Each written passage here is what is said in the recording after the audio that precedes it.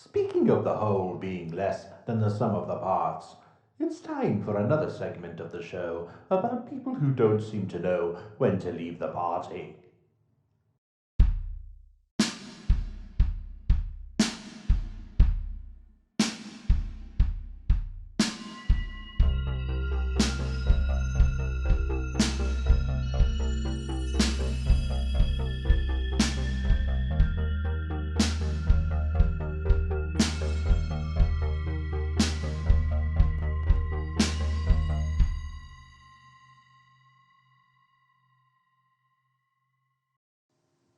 November 27, 1983. Gary Evan Hart and his girlfriend, Deanna Marie Slack, both 22, were hiking near Box Canyon in Simi Valley when Slack, who liked to collect flowers, instead found a set of bones, human bones.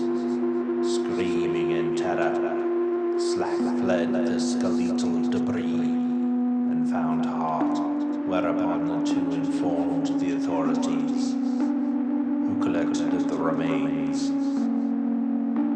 Days later, the bones were identified as belonging to 29-year-old Elaine Graham, a nurse from Sherman Oaks who had disappeared that St. Patrick's Day after dropping off her 2-year-old daughter at the babysitter's. Police discovered her empty, faded yellow Volkswagen Bug in a shopping mall a few days later.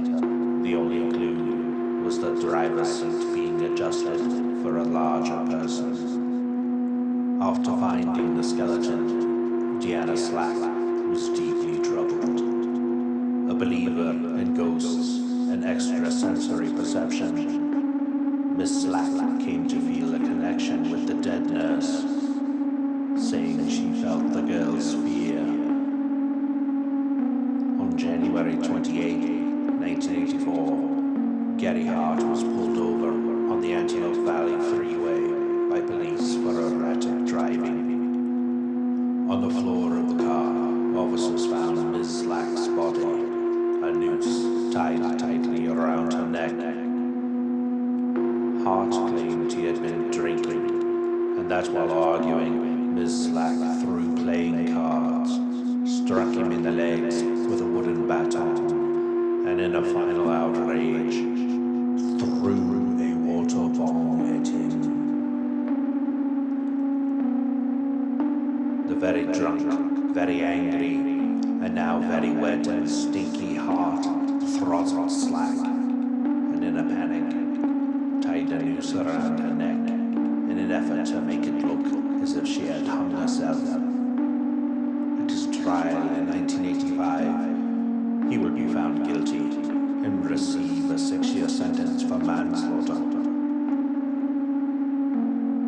Although a potential suspect carrying a bloody knife had been arrested in an armed robbery attempt a month after Elaine Graham's murder, police were unable to connect him with enough evidence to press charges, and the case will go cold for 20 years. In 2003, due to developments in DNA analysis, Graham's blood will be linked to the blood found on the suspect's knife, and Edmund J. Marr is arrested and confesses to Graham's murder. He is sentenced to 16 years to life. The moral of the story: don't ever find a skeleton